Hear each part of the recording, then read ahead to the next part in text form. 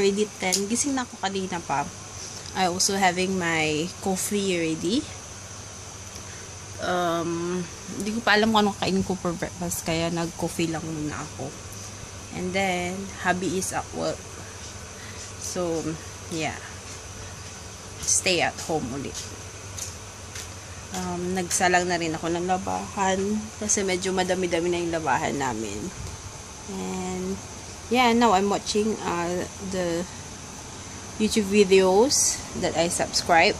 Tapos, later, I'm going to watch Suits. Ala, na-hook na ako sa Suits. Kasalanan mo to, Jong.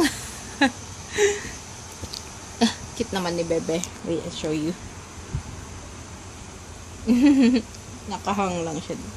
I'm not sure if they will bring Adam here today.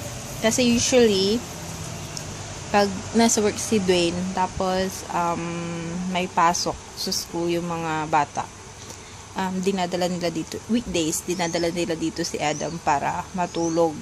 Kasi doon sa house nila, hindi siya masyadong natutulog. But, let's see. Pag pupunta siya dito later, then, yun, may kasama ako. Pero pag wala, all day, ako lang, manadala ako ng mga vlogs, tapos maglilinis-linis dito sa kwarto. Gusto ko na nga gusto kong mag-impake pa ko ng mga ibang gamit. Kaso wala ng box.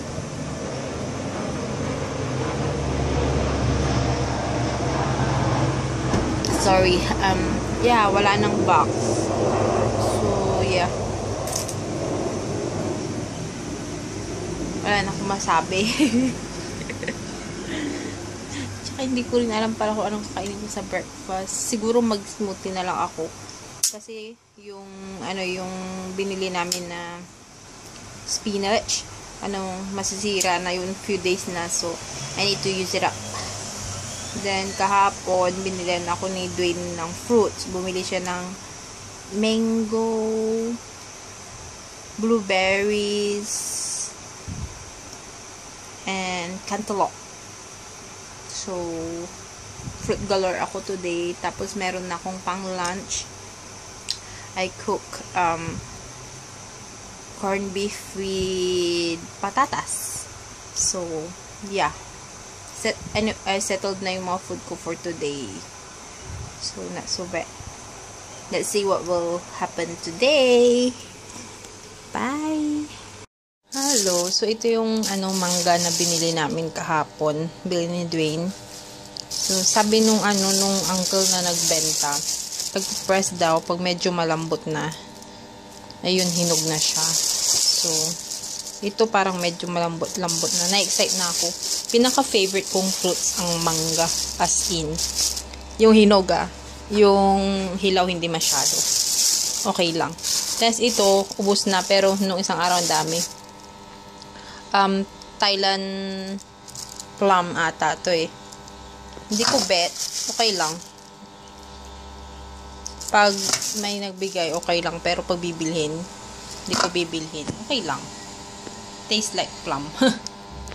And then, ito yung binili ni Dwayne na cantaloupe. Kaso, hindi pa siya hinog. Super green pa siya. So, later na lang. I will prepare my smoothie. So, this will be the ingredients. Greens, milk, and banana. So, yeah. Prepare ko muna. So, this is it. Ice, greens, and ripe mango. Lagyan lang natin ng liquid. Okay, docs. Okay na yan. Ay, hindi. Ubusin ko. Sayang. Kunti naman na. So, off we go.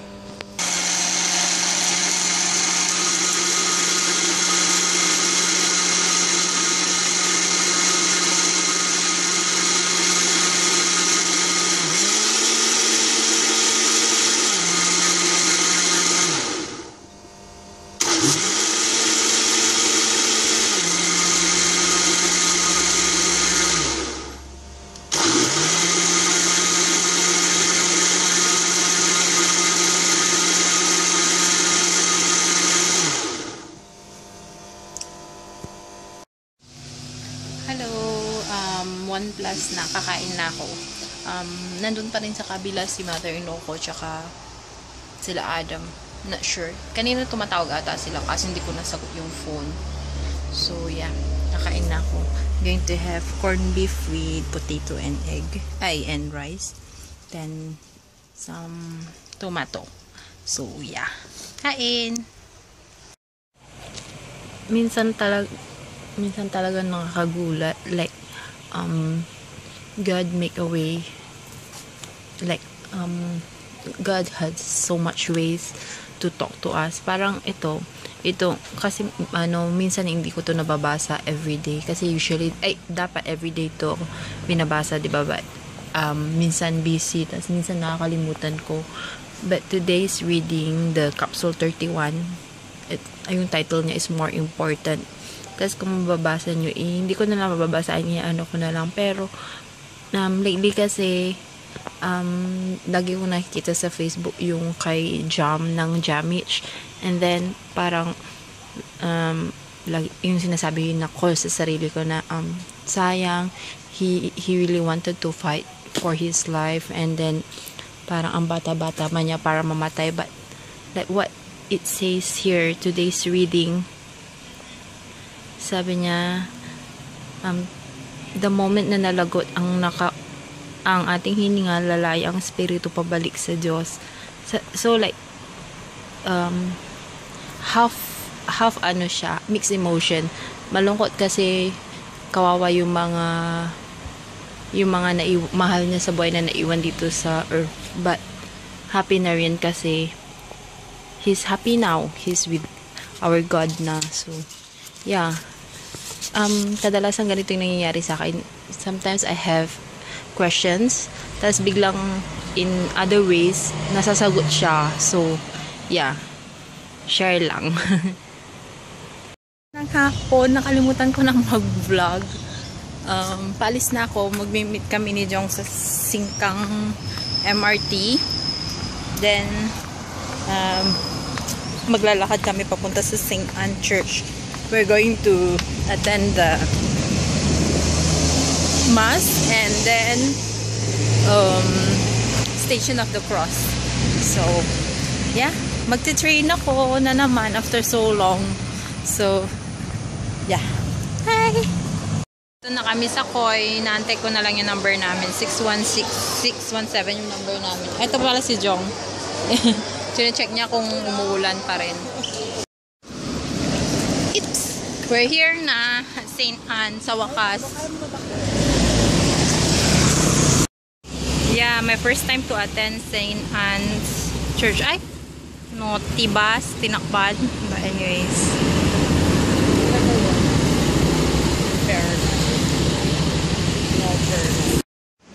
this is the tour of St. Anne Church. There's Papa Jesus.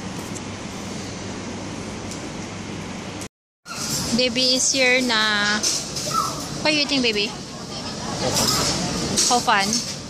Now going to eat fried rice with cereal prawn, pero wala pa. Si Jong kakain ng delicious lechon. On diet silang mag-asawa. Kaya ano sila, watcher. So, kain tayo. Ay, so dark. Oh. We're near home na. Have you fetch me? Just now we just dropped by to the new house with the Jong and Edmund. It's their first time to see the house. So, yeah. Nalapit na kami sa house. See you na lang ako.